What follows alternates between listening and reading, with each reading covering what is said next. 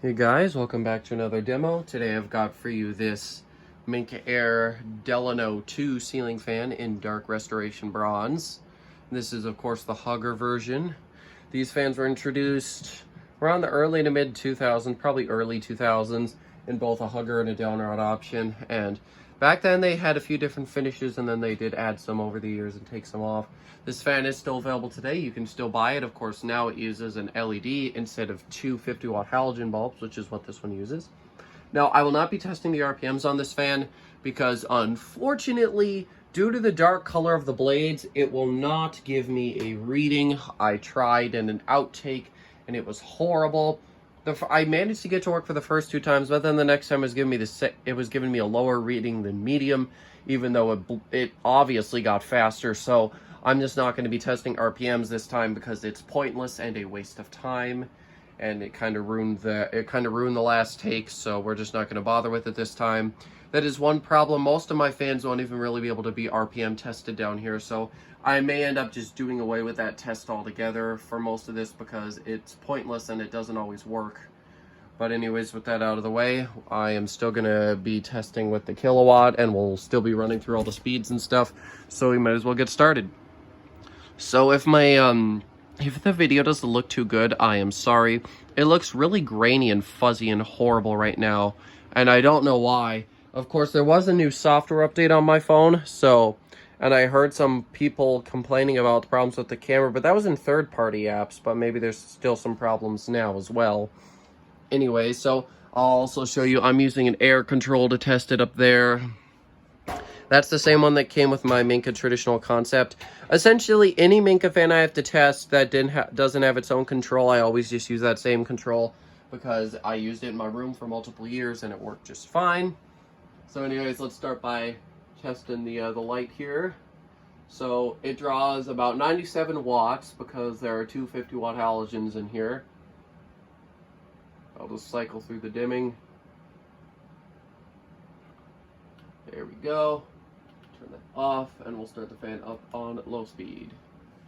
There's no tick indicating that the fan has responded, which I find quite interesting because my traditional concept did. I'm not 100% sure on whether this fan would have had the wall or the remote version originally, but I am, of course, using the wall. Of course, they're essentially the same, so it doesn't really matter too much. See, this is low speed. I'm pretty sure I was able to get it to clock here at about 70 RPMs and on medium at about 100. And that's all I got. High speed didn't work. It was probably doing about 175, I can imagine. 175, 150, somewhere around there. Anyways. So I did get this fan originally for free from a local showroom when they were closing. This fan had been on display for a long time. It was one of the first ones I saw there. And it had even been installed at the old location before they moved into the one that I went to. So it definitely been around the block. But it's still in really, really good shape too.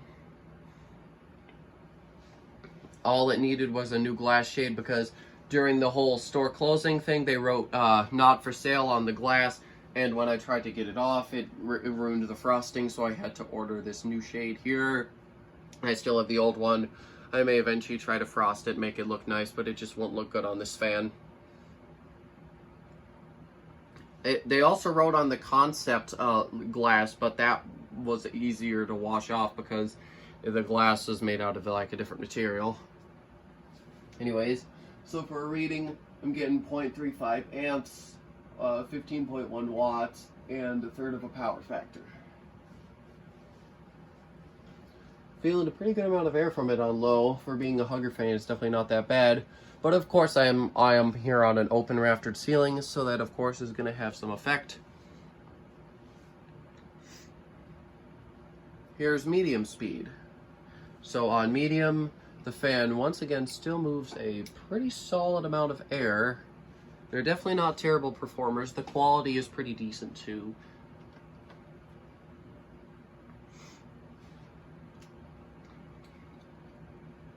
Not too much wobble from this fan either.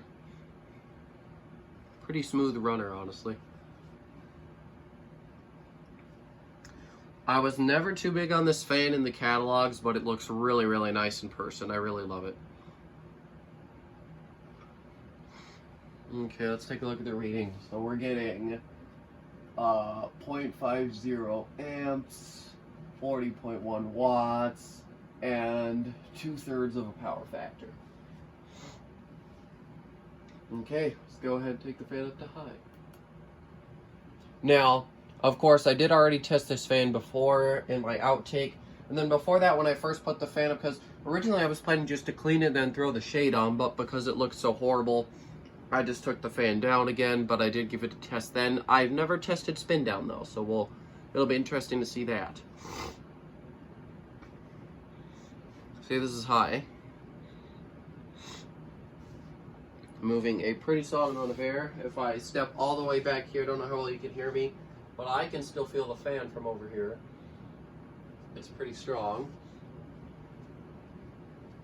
It's a pretty elegant looking fan too. Let's take a look at the reading. We've got 0.56 amps, 66.3 watts, and essentially a whole power factor is at 0.99. Give you a close-up so you can hear any wind noise off the fan.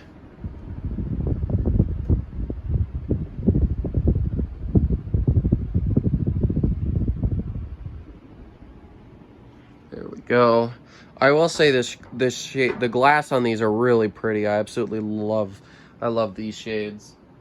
The texture feels really nice and the color is great. Okay. Now shut the fan off. And while spinning down, I'm just gonna go ahead and undo the kilowatt as well because we are done. Oh boy, the connection is really good on these kilowatts. It holds on to the prongs really well. You got to pull pretty hard to get them out. All right. These are really nice looking fans.